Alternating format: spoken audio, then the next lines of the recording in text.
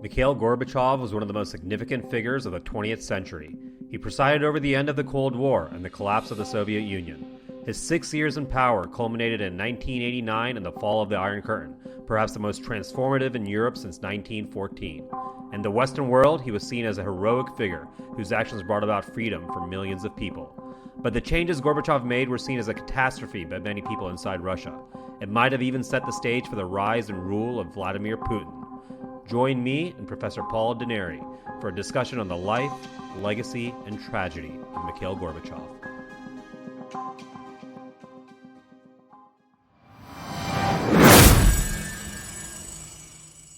Mikhail Gorbachev, whose rise to power in the Soviet Union set up in motion a series of revolutionary changes that transformed the map of Europe and ended the Cold War that threatened the world with nuclear annihilation, passed away this week. He was 91 years old, and they go on to say few leaders in the 20th century, indeed in any century, have had such a profound effect on their time.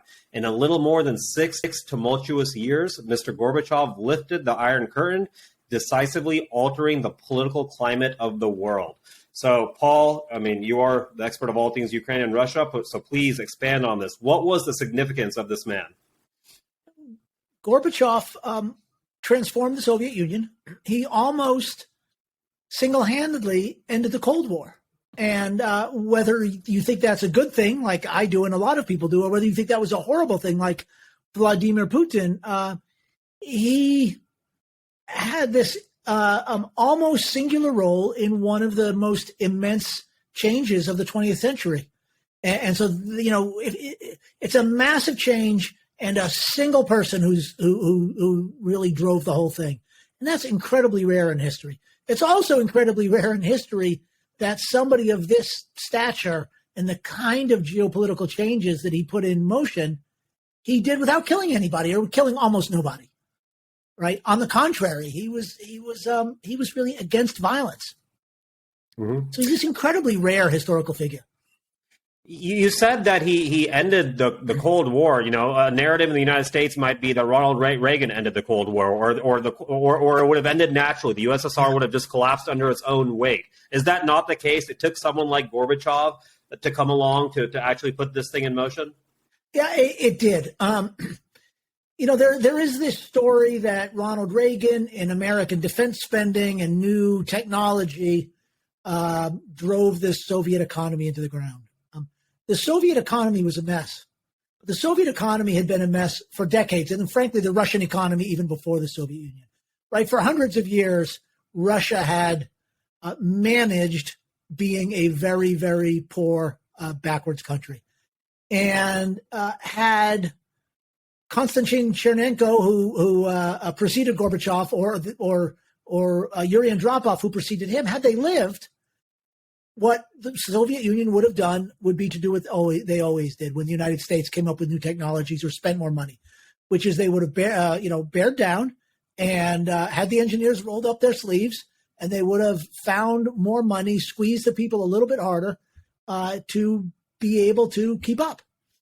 The same way they did after the United States deployed the atomic bomb, deployed strategic ballistic missiles, submarines, the whole bit.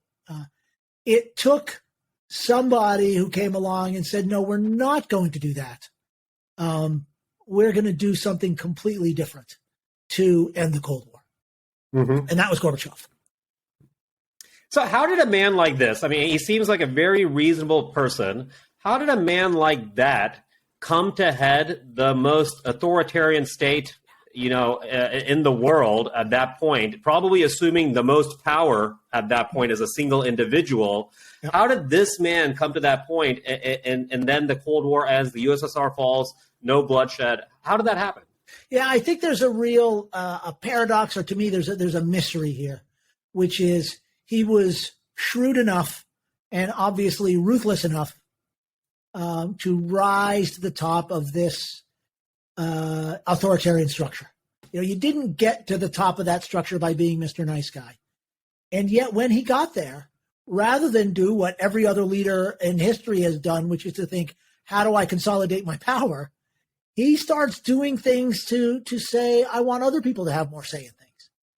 And so that's part of the paradox is what happened along the way to get him to not only say, I want to do what it takes to get to the top, but when I get there, I'm going to start changing everything. And I think the story, by all accounts, is that over time he came to realize how badly the Soviet system was functioning. And so on the one hand, he had this incredible clarity and honesty about the realities of the Soviet system. That is what made him so refreshing to the Soviet people when he first came to power, and made him so refreshing in the West. For all of that clarity and honesty, and I would say even more moral vision, he had some blinders on, some massive blinders. And the big blinder was he thought that people would willingly continue to submit to Soviet authority, even after he loosened the reins. He didn't realize how much his own power depended on authoritarianism. And so he was, I think, very surprised that when he said, okay, we'll let people criticize the system, we'll give them more economic freedom, and so on, they didn't merely criticize the people who were obstructing reform. The Russians said, we don't want the Communist Party at all. And the people outside of Russia said, oh, and by the way, we don't want the Russians either. We don't want to be we don't want to be governed from Moscow. That's what they said in Ukraine and elsewhere. And so he quite accidentally then set these forces in motion that led to not only his ouster at the head of the Soviet Union, but the collapse of the Soviet Union itself. So he didn't actually anticipate himself getting ousted out of power then, is that correct? Well, that certainly was not the plan. He thought, so what he thought he was going to do was reform and reinvigorate the Soviet Union. And there was all this opposition to that from what was called the nomenclatura, kind of the bureaucracy, you might think. I think the term we would use these days is deep state. The party, the state. A lot of people in the party and state were fat and happy. There was a lot of corruption, but people liked the way things work, even if nobody had a lot of money, or only the party functionaries had a lot of money. So those people resisted. And so he said, okay, in order to overcome that resistance, I'm going to let the people beneath them start to criticize them. Right. So he wanted to, let's do a little Russian lesson, right? He wanted to he wanted to transform the Russian economy, modernize it, accelerate it. The Russian word for transformation or restructuring is perestroika. So perestroika was a restructuring of the Russian economy. But people were resisting that. So he said, we've got to have more openness. People have to be able to criticize. The Russian word for openness is glasnost, and that became the famous word. Mm-hmm. So the goal was to, and then eventually he gets to this other Russian word, which we can figure out what it means, demokratizatsiya, right? He starts basically using elections to push out people who are opposed to him. He doesn't want to himself be subject to election. Mm-hmm. He always thought that because he was a good guy and was on the right side of things, that the openness, the glasnost, and the demokratizatsiya would work in his favor. What he didn't realize is that a lot of people were going to say, oh, and you too. And that's what happened. That's what happened from below. Meanwhile, the people who he was trying to overcome in the bureaucracy wanted rid of him because they thought he was damaging their system. Mm-hmm. So he ended up with everybody bad at him. Mm-hmm. So I mean, historically, I think that the modern world views them in a very, very favorable light, right? Especially the Western world. Yes, as long as you're not in Russia, he's viewed in a light. Yeah, I was about to say that it's the complete opposite in Russia. And I just want to bring up some of the words here. This is once again from the New York Times obituary. It was abroad that he was hailed as heroic.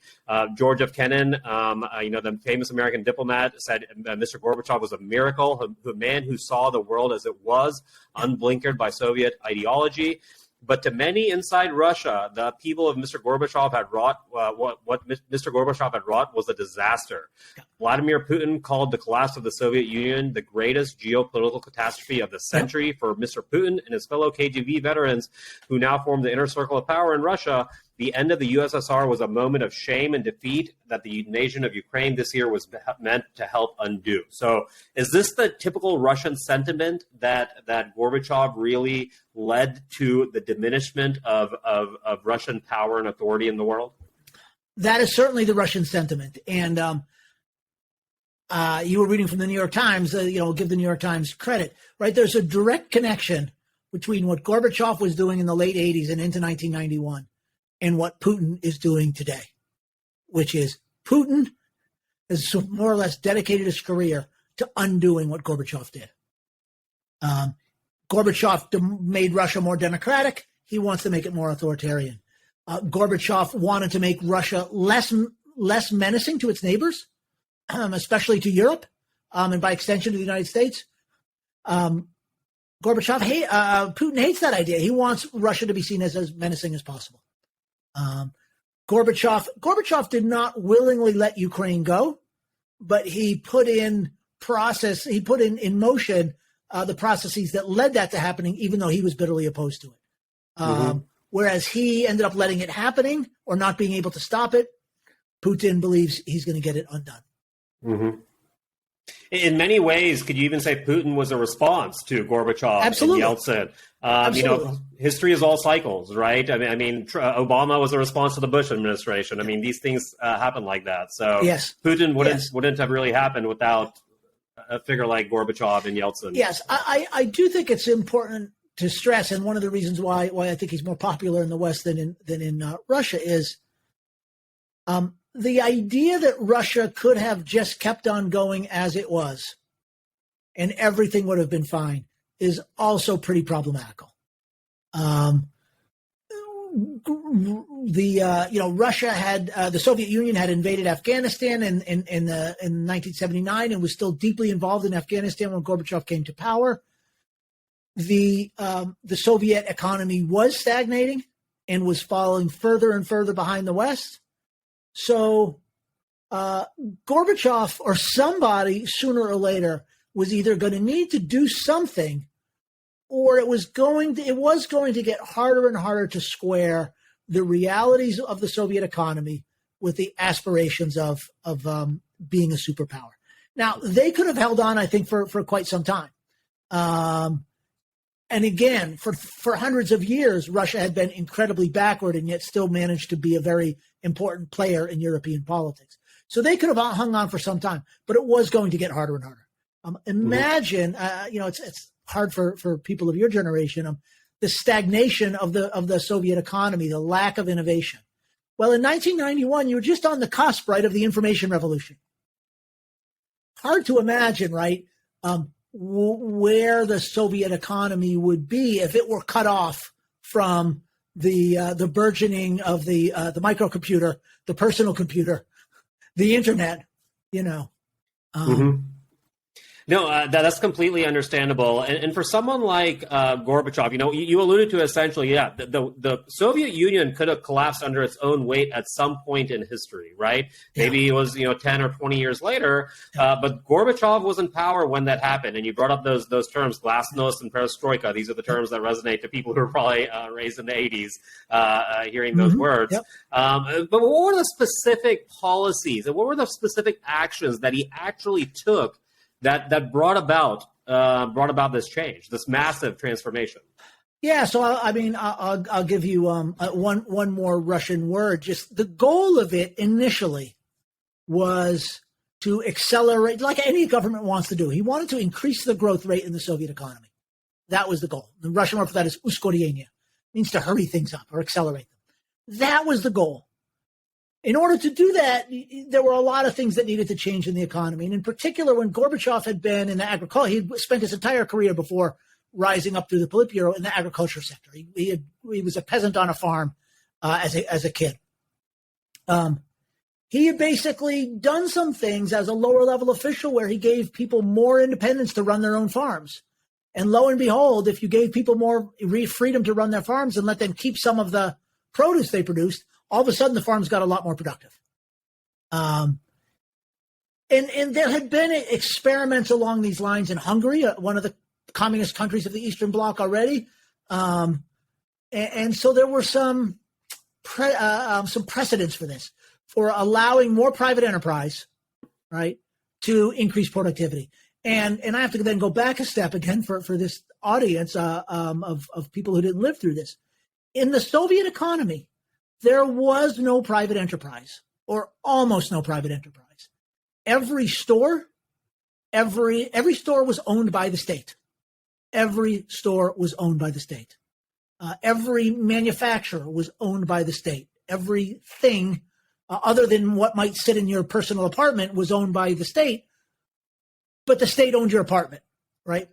And of course, if people didn't own things, they tended not to invest in them. They tended not to take care of them, and so on and so forth. So his idea was let people have a little more freedom and let them keep a little bit more of what they made. Mm-hmm. Right? Just like a little low-level taste of what we might think of as market economy. People ran with it, right? People ran with it. And so that was good at the low level. People started setting up their own little stores, their own little restaurants and things like that. But then you think about these gigantic Soviet steel mills and factories and so on. And you think, okay, how do we modernize them and make them more efficient? It was a much, much, much more difficult thing to do. Mm-hmm. So the big question became, can you rebuild this airplane while you're flying it? Right. And that's where I think some of the big debates are. On the one hand, yeah, the Soviet economy crashed under Gorbachev and the crash continued under Yeltsin. Two sort of schools of thought are, one is there was no way to get from here to here without going, down in the valley. Then there's another big debate about whether the policies themselves were inept or not inept. And then there's a third debate among people who think the policies were inept. About half the people say the problem was they went too fast, and the other half the people say the problem was they went too slow. Mm-hmm. So that's when when you're right in the middle, you probably have it right. Yeah, and I mean, I think there's an argument to be made that in fact either faster or slower would have been better than what they ended up doing. First under Gorbachev and then under Yeltsin. I mean, so like you said, it went from this highly centrally planned economy. And I think this is really hard for people in my generation to imagine how centrally planned it was. Right. Everything at a supermarket was allocated by the government, right? Yep. And it was put there, and there was rations, and you can imagine this did not go on very well for a long period of time. Well, there ended up being almost nothing in most of the stores. People, the way people fed themselves was, even if they didn't own private property, they had some land around their building, or they had a cousin who lived out in a village, and this sort of subsistence economy grew, where people grew their own vegetables to support themselves. I mean, is it possible to say this is just essentially a rejection of communism itself when Gorbachev made these changes? He was not rejecting communism. He was rescuing it.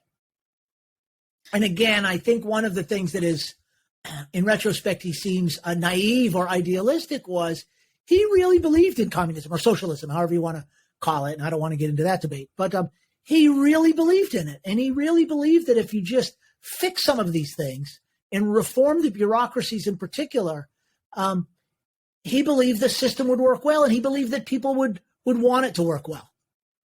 When in fact, what many, many people wanted was just to be done with it. Mm-hmm. In the specific aspect, I mean, you said he was actually wanting to save communism, but many people associate communism with that central planning, with the lack of free markets and everything else. So by opening it up, the markets, the more openness, more spread of information, what aspect of communism or socialism was he trying to protect and save? I think he wanted to protect, and I have to say, I don't think he had this all clearly worked out in his head. Okay. Because there was no precedent for what he was trying to do. I think he wanted to save the sort of social ownership of most of the property and most of the means of production. He didn't want to privatize the factories and the steel mills. He didn't want to privatize all the apartment buildings. What he wanted them to be done is to be socially run more efficiently. Built more efficiently, if we're talking about apartment buildings and things like that. So he wanted to, he wanted to make socialism more efficient. And of course, a lot of people would say, well, that's not possible, right? The essence of socialism is inefficiency. A lot of people would say that's not true either, but that's what he thought he was doing.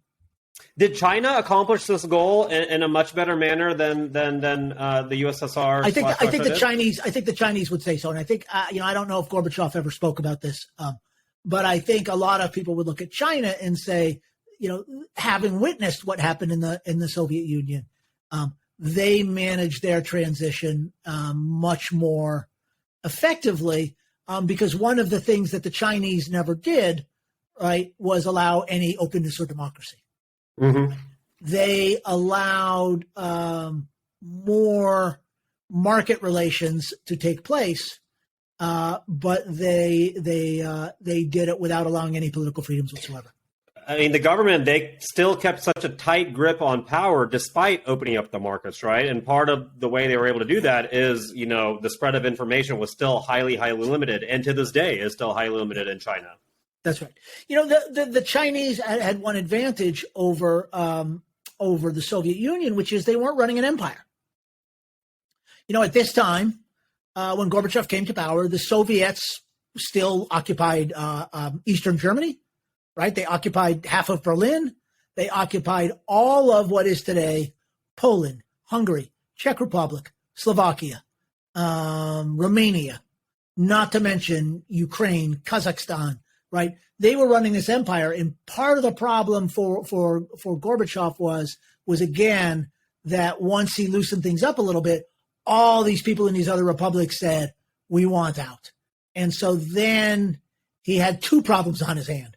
One was trying to fix the economy. The other was trying to push back against this separatism. Mm-hmm. Now, the hardliners, a lot of the hardliners felt like he should have stood all those people up and shot them right away. Mm-hmm. And that would have stopped things. So tell us a little bit more about his rise to power and how he got into the position that he got into, because like we discussed earlier, there's this famous, it's a Douglas Adams quote. It's anyone who's capable of getting themselves made president should on no account be allowed to do the job. This is kind of taken to the nth level when you think about someone who rises to become a dictator. So how did this guy get to where he was? He grew up he was born in 1931. So when he was 2 or 3 years old was when the Stalin-induced collectivization happened. There was famine all over his village, but he survived and his family survived. Too young to have fought in World War II, and he lived beyond where the Germans occupied. But anyhow, at some point he joins the party, and he's obviously very smart because he gets sent off to university at Moscow State University. But then after Moscow, and he gets married while he's there to Raisa, who was another person that was well loved in the West. She died about 20-something years ago. He goes back to Stavropol, where he came from, and spends the next, so in the early 1950s, he goes back to Stavropol, and he spends the next 20 or 30 years there. But what he does there, through a mixture of being honest about how things are working and being a little more flexible, being charismatic, at least in Russian terms, charismatic, he actually gets agriculture working pretty well there. So the biggest problem in the Soviet Union, really historically, again, going back to the Russian Empire, but certainly through the 50s and 60s and 70s, was agricultural production. And he actually did it pretty well. So because he had solved the problem, or I shouldn't say solved, but he made real progress in an area that others hadn't been able to make progress on, he got noticed.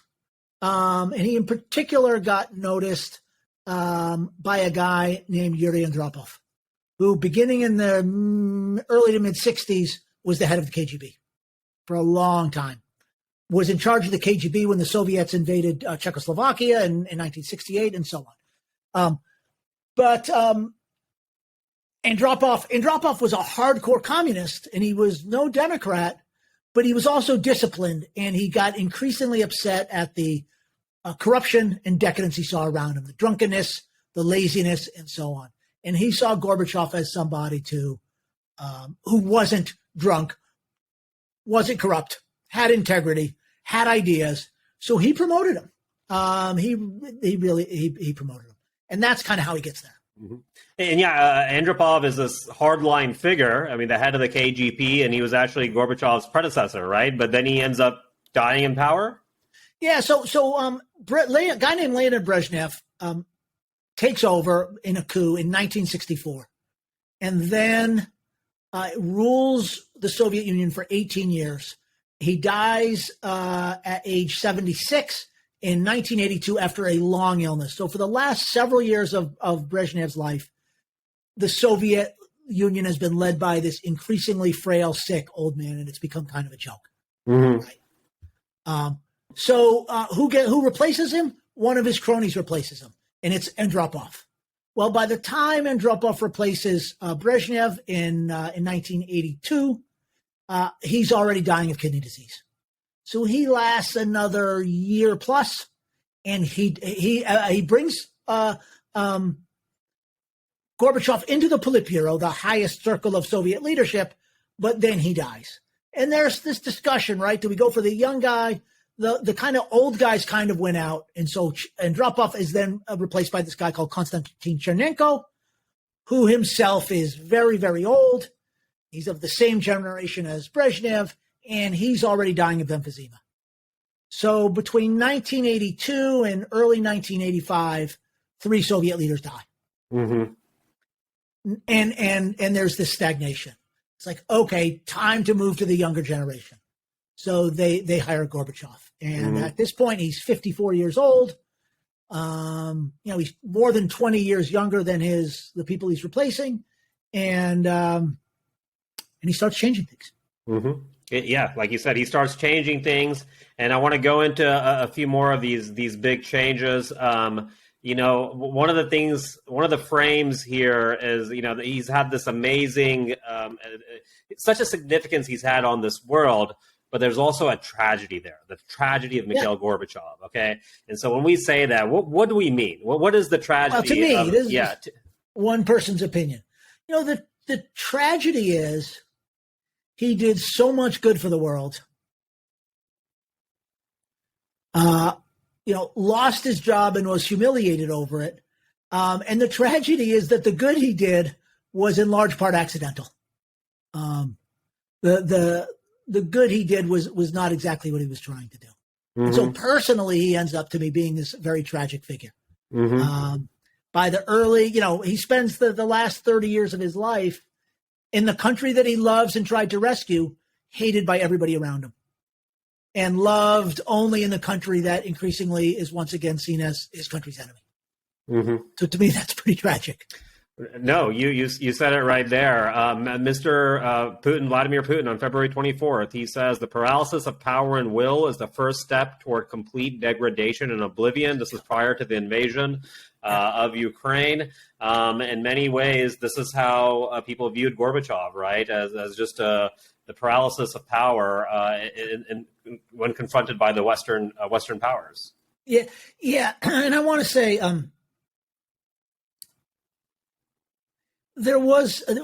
Putin had this notion, and of course, Putin saw some of what Gorbachev unleashed from his position as a KGB officer in Dresden.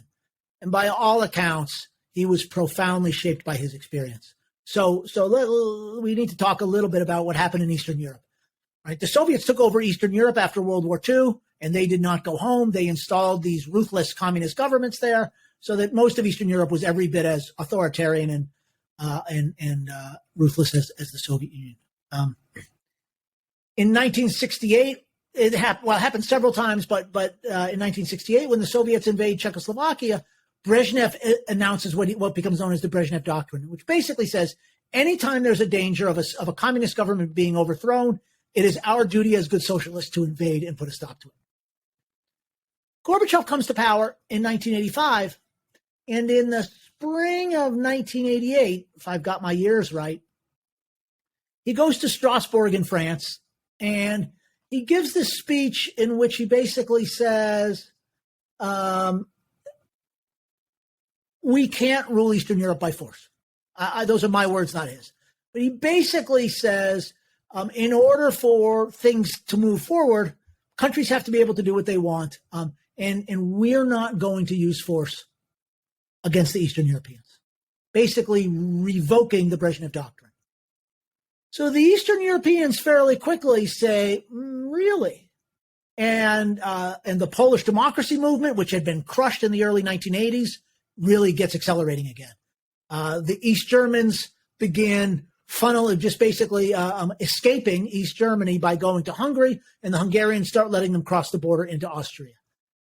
So the Eastern Europeans start voting with their feet, but they also start organizing because they understand that their own countries' militaries probably don't have the will and the power to repress them, right? It took the Soviets in Hungary coming in 1956 and killing people. It took the Soviets in Czechoslovakia in 1968 and the threat of the Soviets coming in Poland in 1981.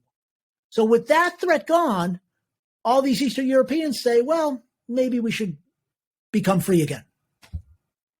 And that's what happens in 1989, right? Beginning with multi-party elections in Poland in the spring, right? By the time 1989 is over, all the communist governments in Eastern Europe have been overthrown, right? The last one being Ceausescu regime in Romania on Christmas Day, in which Mr. Ceausescu and his wife are arrested, tried, sentenced, and executed in the span of a couple of hours by the Romanian military. So all of a sudden, right, by saying, I don't want to be the bad guy anymore, Gorbachev, if you're a Russian or a Soviet, Gorbachev has given away all the territory that all those Soviet soldiers in World War II died for. That's one view. It's a different view that says Gorbachev, at a step, has freed hundreds of million people from oppression and has removed the cause for the Cold War, right? Which was originally the Soviet occupation of Eastern Europe. So even before things start going bad in the Soviet Union, Gorbachev has ended the Cold War by simply saying, we don't need to occupy those countries anymore. And that was not a mistake. That was not an accident. He did that very intentionally, and he deserves credit for it. He absolutely did not intend what came next, which was the Ukrainians and Latvians and the rest of them saying, oh, and by the way, we want out too. He had no intention of that and never felt that Ukraine should have become independent. Yeah. I mean, the significance here really can't be overstated when we think about the Cold War. That was an all-pervasive thing for 4 or 5 decades, essentially. This threat of nuclear annihilation, this conflict, this global conflict, these two superpowers. It led to some of the most significant events in human history, like the space race, for example. And he was a man who was in the middle of it all, right? And he saw it all. And so let me ask you about this. I want to come back to Ronald Reagan here. I mean, he famously called the USSR the evil empire. He's seen regarded very, very highly here in the United States among certain segments of the population for really ending the Cold War, for really exerting American influence. What was their relationship? What was the relationship between Reagan and Gorbachev? What was the dynamic there? Yeah, I think they ended up, I think, finding a good working relationship. But, this is something I argue in my book. For all the happy atmospherics, from the very beginning, they were at cross purposes. And it's not clear the extent to which they understood that. And I'll tell you what I mean. On the one hand, Gorbachev had this idea that we can end the Cold War if we leave Eastern Europe. And in particular, he had this urgency to say, we need to ratchet back the arms race because we're in danger of blowing up the planet, right? More and more weapons, better and better systems. It's getting increasingly likely that something goes wrong. And as the U2 song at that time said, takes a second to say goodbye, right? Push the button and pull the plug. And so the fact that U2 made songs about nuclear war, there are lots of songs about nuclear war back in those days, right? That seems kind of bizarre now, but that's what people were thinking about, right? People were worried about this stuff. And so, a famous pop song from the German pop song from the 90s called 99 Luftballon or 99 Red Balloons, the English version, right, was about an accidental nuclear war that gets caused by balloons floating over the Berlin Wall and being mistaken for an invasion. I didn't know that was the meaning behind that song. That's what that song's about. So it was so all pervasive that it worked its way into the pop music and the movies and everything else.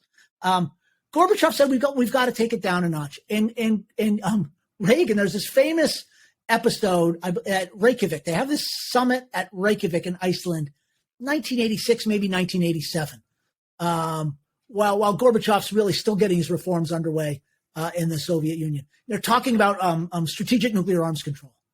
And Gorbachev says to Reagan, what we really should do is get rid of all of them. And Reagan has this idealism in his too. He says, yeah, wouldn't that be a great idea if you and I could agree to get rid of all the nuclear weapons? And the Reagan's people, the sort of conservative Republicans in the U.S., go nuts. And they walk that back. His advisors force him to walk that back incredibly quickly, which is, no, we're not giving away all the nuclear weapons, even if the Soviets do.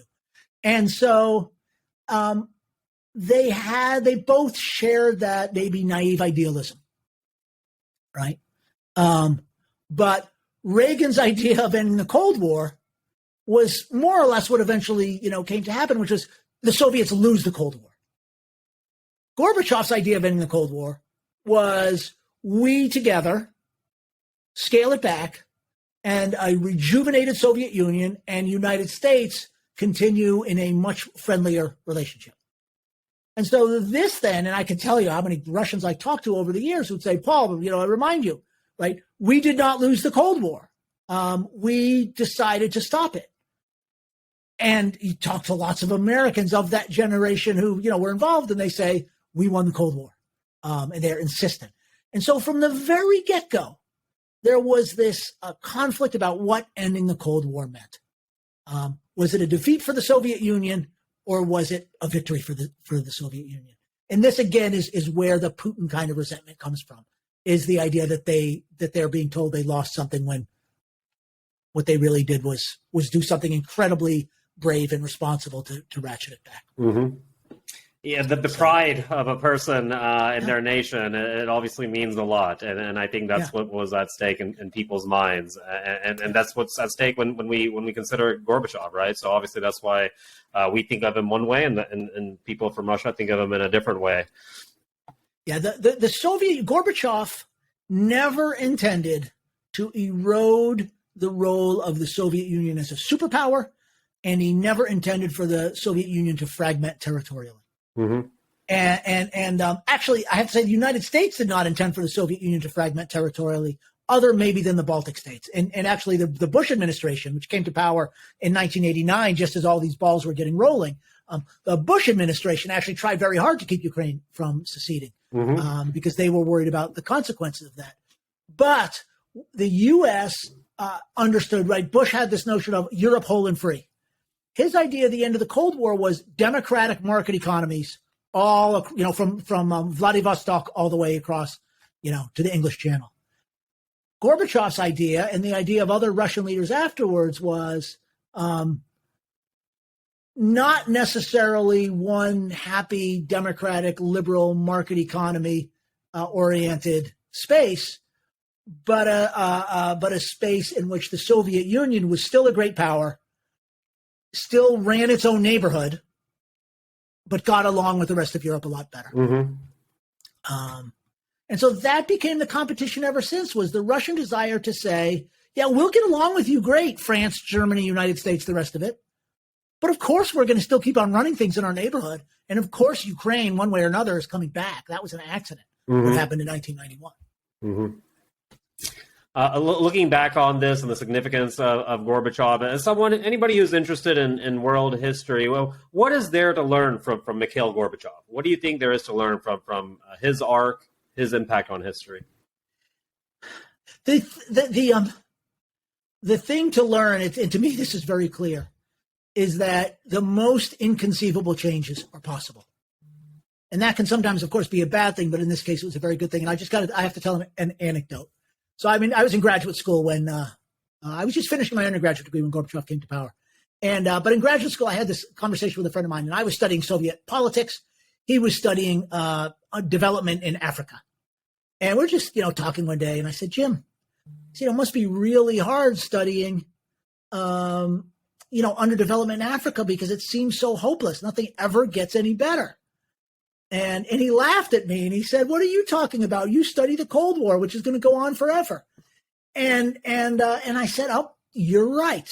Right. And I have to say, I expected that the Cold War, it's not the reason I studied it, but one of the reasons I did study it was this was the profound issue of the day. And as far as any of us understood, it was going to persist until we died. And within a couple of years, it was over.